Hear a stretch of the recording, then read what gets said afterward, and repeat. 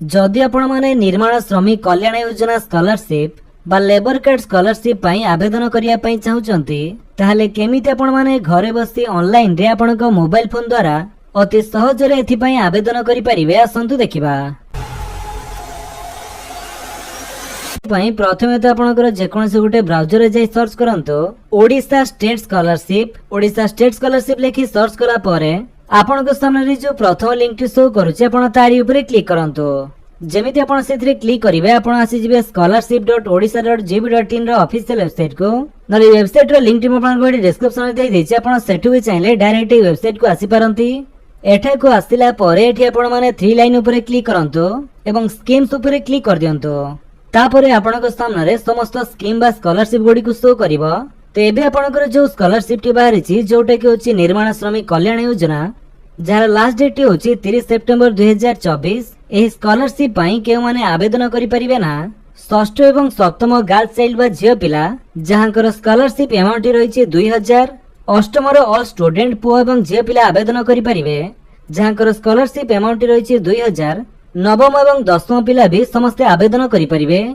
नवम पिलांक पई स्कॉलरशिप अमाउंट रहइबो 3000, दशम को पई 4000 पर ईयर। आ एहा छडा जो माने दशम रे 90% रो एबव मार्क रखिबे तांको पई वन टाइम 10000 टंका स्कॉलरशिप मिलि परिबो। एहा छडा प्लस 2 फर्स्ट ईयर एवं सेकंड ईयर पिलांको 5000 टंका पर एनम। खाली सेति के नहे एथिरे BA, BSc, BCom, PG student माने भी आवेदन करि परिबे जहांकर स्कॉलरशिप अमाउंट रहिछि 7000। एहा छडा BTech, MCA, MBA, B pharm, M pharm, hotel management, catering service, medical सेमान को पई स्कॉलरशिप अमाउंट रहिछि 40000 टंका। देन सेमिति सीटी, बीएड, नर्सिंग ट्रेनिंग पई स्कॉलरशिप अमाउंट रहिछि 10000 टंका। एथिरे झियो पिलांक पई एडिशनल बेनिफिट मध्ये रहिछि 20%। किंतु ए स्कॉलरशिप पई से माने आवेदन करि परिबे जो मानकर बापा बिल्डिंग एवं अदर कंस्ट्रक्शन वर्कर हेथिबे एवं तांकर जेमिति लेबर कार्ड थिबो देले जे आपण ए निर्माण श्रमिक कल्याण योजना स्कॉलरशिप पई आवेदन करि परिबे। देन एबे असंतु देखिबा कि केमिति आपण ए स्कॉलरशिप पई आवेदन करिवे।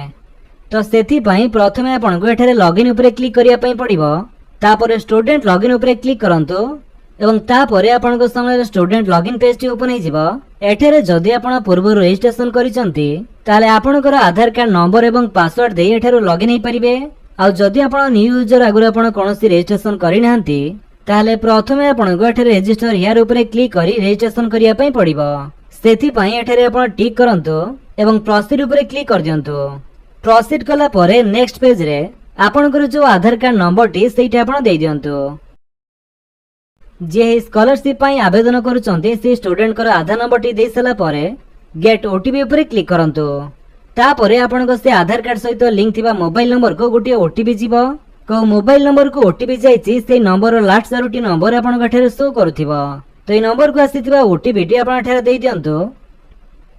ओटीपी दे सला परे आपण वेरीफाई ओटीपी ऊपर क्लिक करंतो। ओटीपी दे वेरीफाई कला परे आपणक आधार कार्ड रो किछि डिटेल्स रे ऑटोमेटिक आसी जीवो। आउ किछि फिलअप करिया पई पड़िबो। जे तमे पूर्व रजिस्ट्रेशन करि सरिछे सेतिबे हम एठारे द्वितीय थर रजिस्ट्रेशन करि परिबा नाही। तो एठारे किछि बेसिक डिटेल्स दे हमकर मोबाइल नंबर एवं ईमेल आईडी दे पासवर्ड टी क्रिएट कला परे रजिस्ट्रेशन प्रोसेस टी कंप्लीट हे जिवो। तो जो पासवर्ड टी आपण एठारे क्रिएट करिवे सेतिरे आपणकर capital letter, small letter, special character एवं नंबर जेमिति थिबो एवं से पासवर्ड टी 8 रु 16 कैरेक्टर भितरे हेतिबा आवश्यक।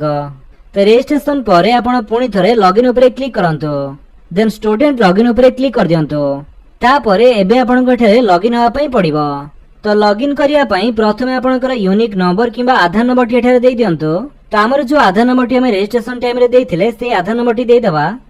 आधार नंबर देई सला परे आपनकर से पासवर्ड टी आपन को दवा पई पड़िबो जोटा आपन रजिस्ट्रेशन टाइम रे क्रिएट करथिले। तापरे जो कैप्चर मैथ रे शो करूचे सेटा आपन सॉल्व करिया ठेरे टाइप करंतो। जेमिति कि आम केस रे ठेरे रहिছে 10 * 5 इक्वल टू केते सेटा में एठारे टाइप करिबा 50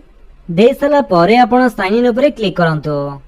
जेमिति आपण साइन इन ऊपर क्लिक करूचंती जदि आपण पूर्व रजिस्ट्रेशन करथिबे ताले आपण को एठारे पासवर्ड टी चेंज करिया पई पड़िबो। सेथि पई प्रथमे तो आपणकर से ओल्ड पासवर्ड टी आपण देई दियंतु जोटा देई आपण एबे लॉगिन हेले। तापरे आपण को एठारे नवा पासवर्ड दवा पई पड़िबो जोटा आपण रखिया पई चाहुचंती। देन से सेम पासवर्ड टी आपण पुणी थरे कंफर्म पासवर्ड जगह रे दियंतु। तापरे चेंज पासवर्ड ऊपर क्लिक कर दियंतो। एबे आपनकर पासवर्ड टी सक्सेसफुली चेंज हे गला ओके तापरे पुणी थरे लॉगिन उपरे क्लिक करी स्टूडेंट लॉगिन उपरे क्लिक कला परे आपनकर से स्टूडेंट लॉगिन पेज रे आपनको पुणी थरे लॉगिन होआ पई पड़िबो सेति पे हमर से आधार नंबर टी हमें पुणी थरे दे देबा तापरे पासवर्ड जगह रे एबे हमको से नवा पासवर्ड देबा पई पड़िबो जोटा हम एबे क्रिएट कले तापरे मैथ टी को सॉल्व करिया हम एठारे टाइप करिबा 10 - 5 इक्वल टू केते सेटा हम एठारे लिखि दबा 5 तापरे साइन इन जेमिति आपण साइन इन ऊपर क्लिक करिवे एठारे आपण लॉगिन हे जिवे तो रजिस्ट्रेशन परे जदि आपनका आधार कार्ड रे कोनोसी करेक्शन बा चेंज करिसंती ताले एठारे आपनकर आधार नंबर टी को वेरीफाई रे क्लिक करी वेरीफाई करनियंतु जहा फल कि आपनका आधार कार्ड रो लेटेस्ट पर्सनल डिटेल्स सब किछि अपडेट हे परिबो तो मोबाइल रे जदि आपण लॉगिन करी आवेदन करिया पई चेष्टा करूचंती ताले हुए तो आपनका एठारे सब किछि ऑप्शन शो न करि पारे तेणु मोबाइल रे थिबा डेस्कटॉप मोड टी को आपण एठारे ऑन करंतु डेस्कटॉप साइट ऑन तापर आपनकर से पेज टी जेमिति कंप्यूटर रे ओपन होए सेमिति आपनको शो करिवो एठरे आपण साइट रे देखंतु जो दिया जेछि अप्लाई स्कॉलरशिप आपण तारी ऊपर क्लिक करिवे तापरे आपनको सामने से फॉर्म टी शो करिवो एई फॉर्म टी को फिलअप करी आपनको से स्कॉलरशिप पई आवेदन करिया पई पड़िवो एठरे प्रथमे आपण एकेडमिक ईयर चूज करंतु तमे 2023-24 सिलेक्ट करिवा तापर रहिछि डिपार्टमेंट रे एठी आपण लेबर एंड ईएसआई डिपार्टमेंट को चूज करिवे तापरे स्कीम जगह रे एठी आपनको से निर्माण श्रमिक Kalyan Yojana scholarship T show करथिबो आपण सेटा को सिलेक्ट करंतु एबे तळको आसंतु एठी आपनको फादर्स निर्माण श्रमिक आईडी एवं मदर निर्माण श्रमिक आईडी दवा पई कहूची तो आपनको बापांकर लेबर कार्ड नंबर टी आपण देई दियंतु मांकर लेबर कार्ड नंबर टी न देले भी चलिबो आपनको बापांकर लेबर कार्ड नंबर टी देई साला परे तापरे आपण वेरीफाई रे क्लिक करंतु तापरे आपनको एमिति children list of labour beneficiary show करिवो तो आपनको बापांकर जते जन संतान आपनको भाई किबा भौणी थिबे से मानक नाम एठारे शो करथिबो तो आपनको नाम जोटा सेथिरे आपण सिलेक्ट करंतु सिलेक्ट कला परे आपण तळको आसंतु देन एठारे आपणकर कैटेगरी कोन चूज करिया पई पड़िबो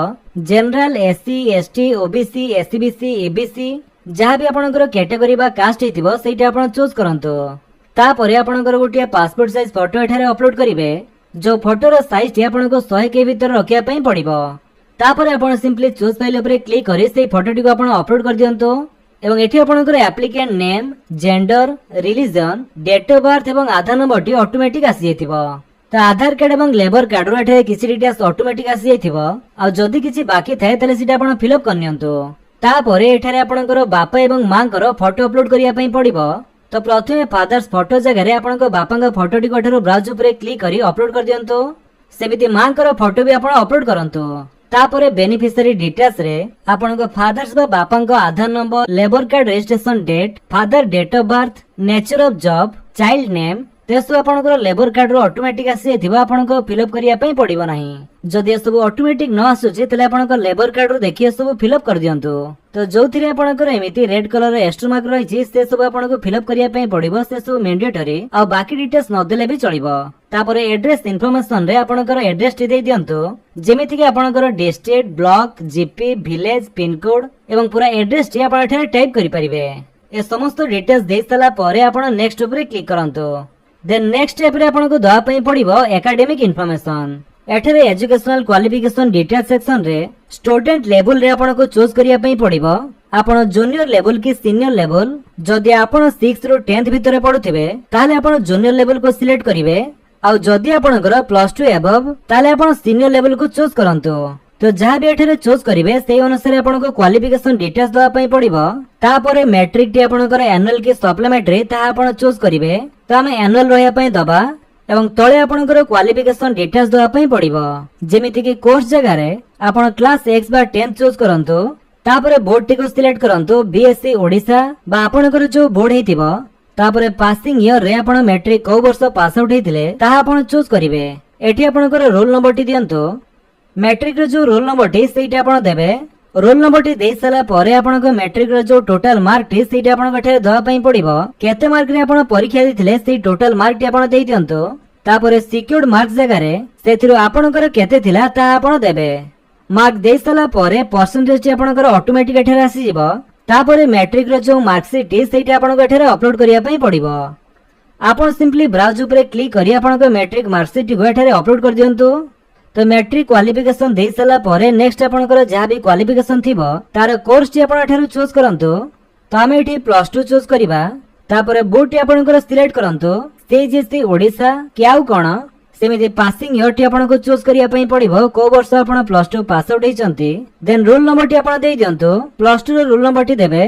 एटी +2 रो टोटल मार्क दियंतु केते मार्क आपण परीक्षा देइचंती सेमिति सिक्योर्ड मार्क जगह रे आपनकर केते मार्क अछि सेटा आपण देई दियंतु देन परसेंटेज टी ऑटोमेटिक आसीबो तापरे आपनकर से क्वालिफिकेशन